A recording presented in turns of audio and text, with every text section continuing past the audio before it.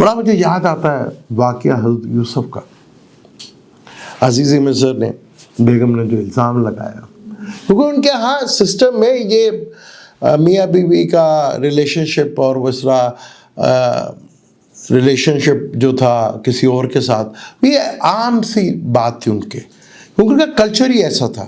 کیونکہ وہ جو عزیز مصر کو یہ نہیں پریشانی تھی کہ مجھے پتہ چل گیا ہے کہ میری بیگم کیا کر رہی تھی، کیونکہ ان کا کلچر تھا، اور اس کلچر میں ان کو یہ پریشانی نہیں تھی. پریشانی یہ تھی کہ یہ بندہ کون آ گیا ہمارے بیچ میں جو ہمارے سسٹم میں سیٹ ہی نہیں ہو پا رہا، تو جیل کروا دے گی، کیونکہ سسٹم کو وہ تکلیف دے رہے تھے. اور ماں قربان جاؤں حضرت یوسف کے اوپر بھی، جب آزادی ملی تو شکر کیا اللہ تعالیٰ کا. حالانکہ گرفتاری بھی اللہ نے کروائی تھی، تو وہ بات بھول گئے کہ مجھے گرفتار کرایا گیا تھا. صرف شکر ادا کیا کہ اے اللہ تو نے مجھے آزاد کر دیا.